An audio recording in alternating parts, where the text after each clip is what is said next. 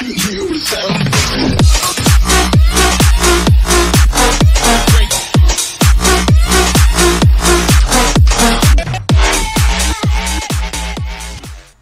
video kali ini saya akan mengucapkan happy anniversary buat istri aku yang tercantik, yang bernama Safira Salsabila.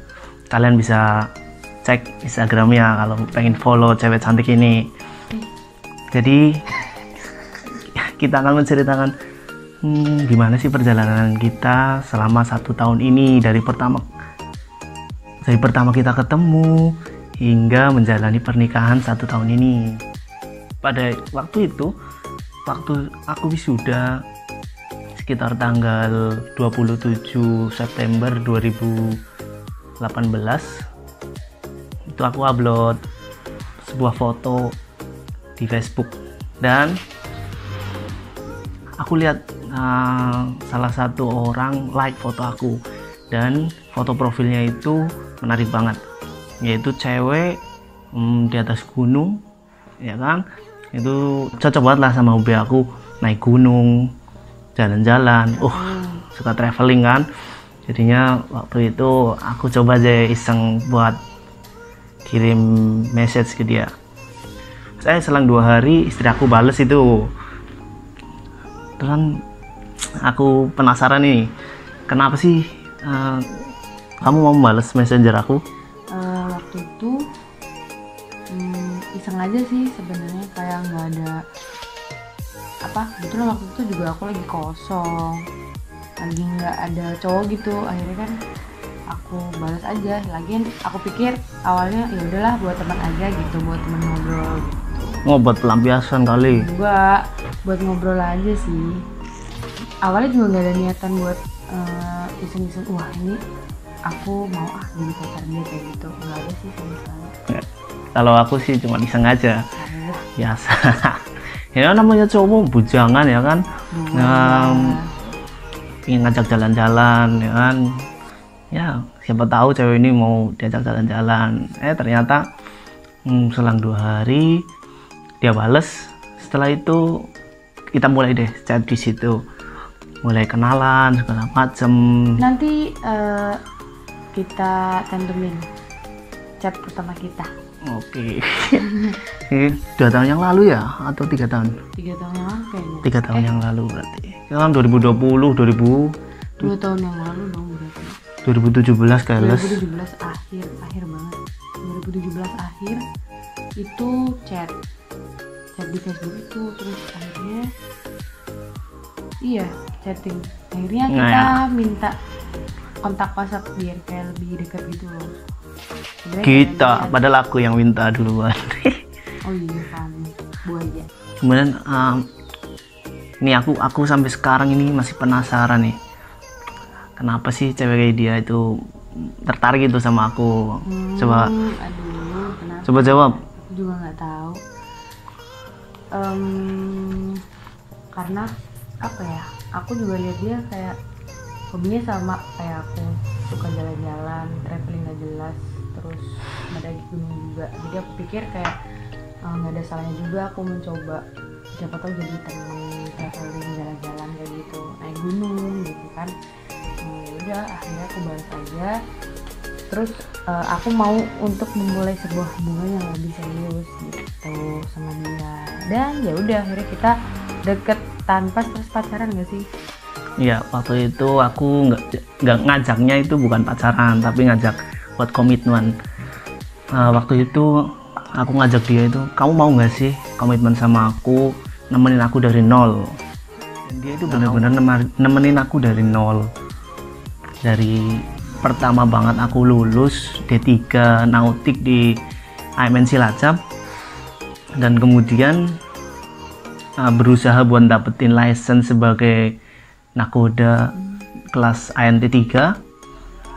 Dari mulai ujian aku bolak-balik Semarang, dia jagain orang tua aku di rumah sakit. Kemudian kadang-kadang aku buru-buru dia juga apabila ada dokumen yang ketinggalan, ya kan. Kamu pernah nggak yang aku marah-marah itu? Dia mah sukanya marah-marah. Jadi kalau misal itu posisi kita masih belum ada ikatan apa-apa ya, tapi emang kita deket gitu.